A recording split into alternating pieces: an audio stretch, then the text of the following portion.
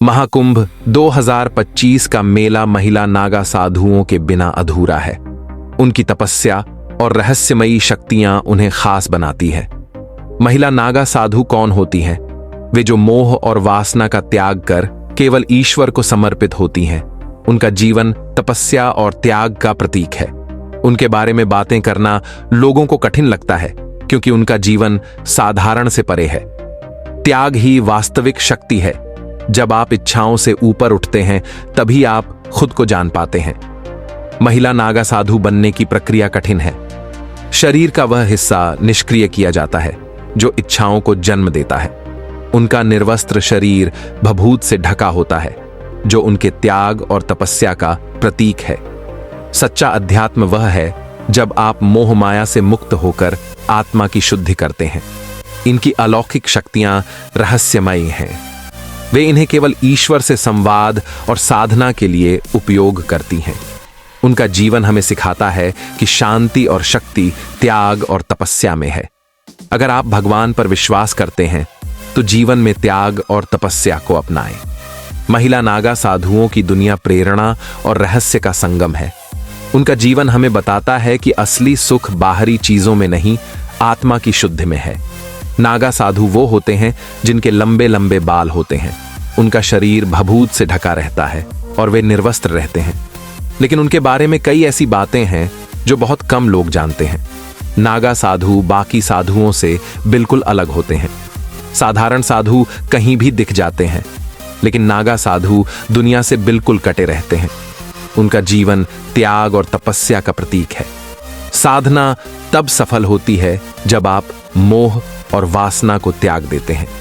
नागा साधु बनने के लिए कठिन तप और प्रक्रियाओं से गुजरना पड़ता है। सबसे पहले इच्छुक व्यक्ति को तहकीकात नामक प्रक्रिया से गुजरना होता है, जिसमें अखाड़े के लोग तय करते हैं कि वह नागा साधु बनने योग्य है या नहीं। हर कदम तपस्या और धैर्य का इम्तिहान होता है।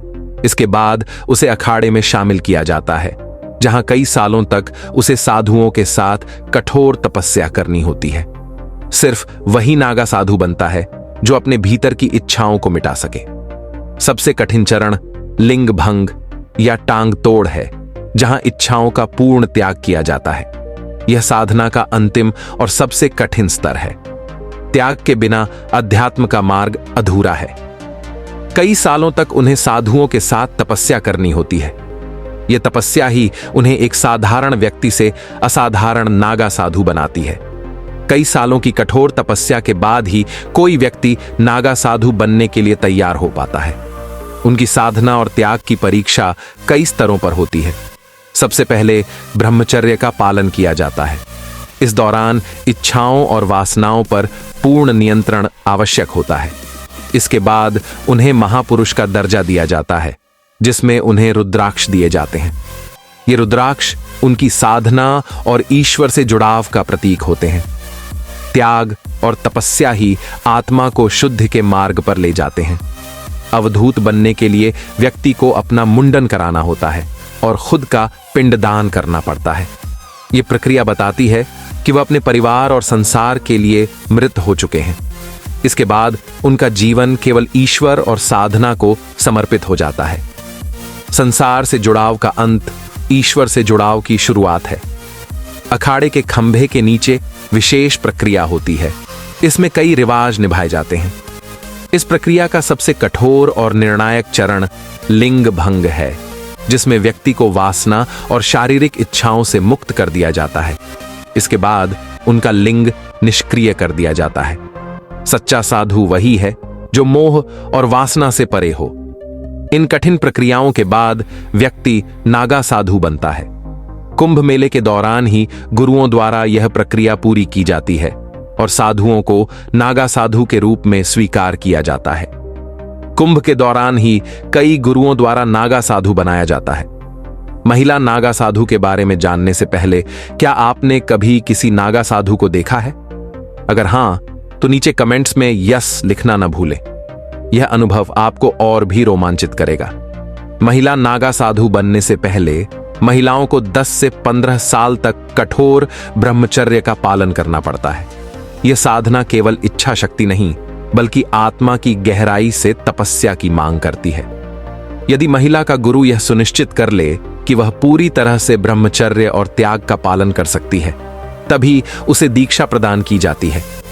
त्याग ही वह दीपक है जो आत्मा को प्रकाश से भर देता है। नागा साधु बनने से पहले महिला को अपने परिवार और समाज से हर प्रकार का मोह त्यागना होता है।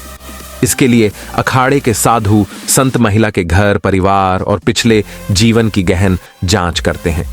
महिला को नागा साधु बनने से पहले खुद का पिंड दान करना पड़ता है। यह एक प्रतीकात्मक प्रक्रिया है जिसमें वह स्वयं को मृत मानकर एक नया जीवन शुरू करती है।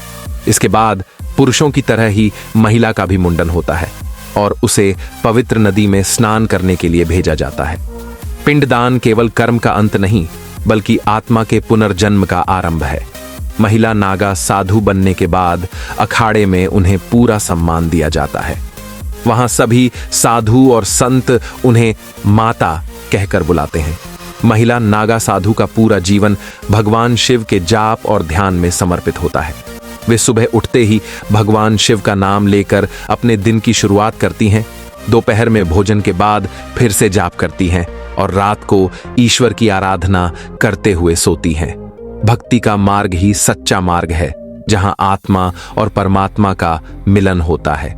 सबसे बड़ी परीक्षा महिला नागा साधु बनने की प्रक्रिया का सबसे कठिन चरण यह है कि उसे यह साबित करना होता है कि उसका अपने परिवार और समाज से अब कोई मोह नहीं है। पहले महिला को यह साबित करना होता है कि उसका अपने परिवार और समाज से अब कोई मोह नहीं है। महिला नागा साधु बनने की प्रक्रिया बेहद कठोर और तपस्वी जीवन शैली का प्रतीक है। इस तपस्या का हर चरण आत्मा को शुद्ध और सशक्त बनाता है। आचार्य जब इस बात से संतुष्ट हो जाते हैं कि महिला साध्वी हर प्रकार से ब्रह्मचर्य और साधु जीवन के लिए तैयार है, तभी उन्हें दीक्षा दी जाती है। महिला साध्वी को पूरी तरह नग्न रहने की अनुमति नहीं होती। वह अपने शरीर पर भगवा वस्त्र लपेटती है, जो उनकी एकमात्र पोशाक होती है।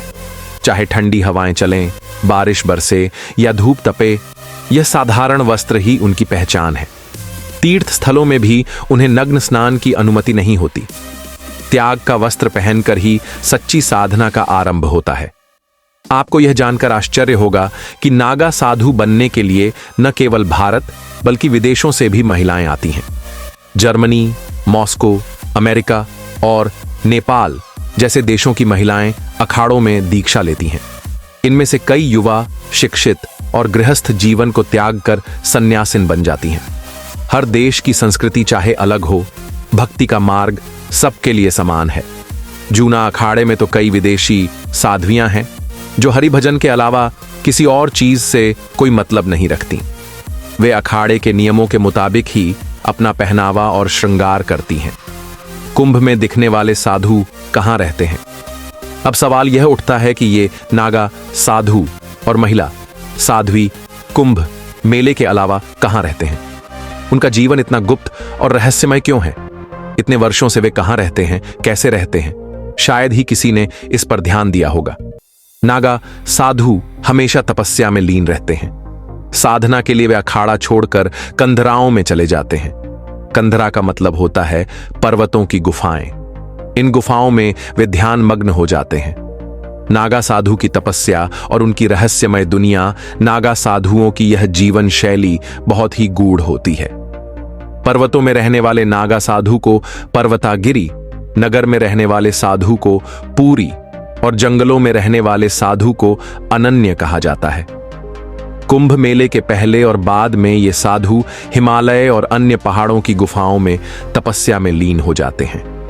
विरले ही जान पाते हैं इनका ठिकाना। ये साधु कई सालों तक एक गुफा में रहते हैं, फिर दूसरी जगह चले जाते हैं। किसी को यह नहीं पता होता कि वे इस दौरान कहां हैं और क्या कर रहे हैं। कुछ साधु इस दौरान वस्त्र धारण करके भ्रमण करते हैं, तो कुछ निर्वस्त्र रहकर गुप्त स्थानों में तपस्या करते हैं। वे जंगलों और पहाड़ों में उपलब्ध जड़ी बूटियों और कंदमूल से अपना पेट भरते हैं। रहस्यमयी यात्रा और संयम नागा साधु कभी अकेले तो कभी झुंड में यात्रा करते हैं। उनकी तपस्या इतनी गहरी होती है कि कई बार वे दिनों तक भूखे प्यासे गुफाओं में बैठे रहते हैं। उनकी यह जीवन शैली और तपस्या की गहराई हर किसी के लिए रहस्य बनकर रह जाती है। कुंभ में नागा साधुओं का प्रकट होना, सबसे बड़ा सवाल यह उठता है कि ये साधु कुंभ मेले में अचानक कैसे प्रकट हो जाते हैं। इसके पीछे एक रहस्यमयी व्यवस्था होती है। हर अखाड़े में एक कोतवाल होता है जो नागा साधुओं और अखाड़े के बीच की कड़ी का काम करता है। कोतवाल इन साधुओं को कुंभ या अर्धकुंभ की जानकारी देता है और ये साधु समय पर वहां पहुंच जाते हैं। रहस्य और विश्वास, यह किसी को नहीं पता कि उन्हें यह जानकारी कैसे मिलती है। कुछ लोग मानते हैं कि उनके पास ऐसी रहस्यमय विद्या होती है जिससे वे संदेशों को समझ लेते हैं।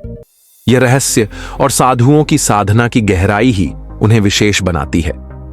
आपकी प्रतिक्रिया हमें प्रेरित करती है। अगर आपको यह जानकारी रोचक लगी हो तो अनमोल सफर चैनल को सब्सक्राइब करें, इसे लाइक करें, शेयर करें। अपनी राय और सुझाव हमें कमेंट करके जरूर बताएं। आपकी प्रतिक्रिया हमारे लिए बहुमूल्य है। हर हर महादेव।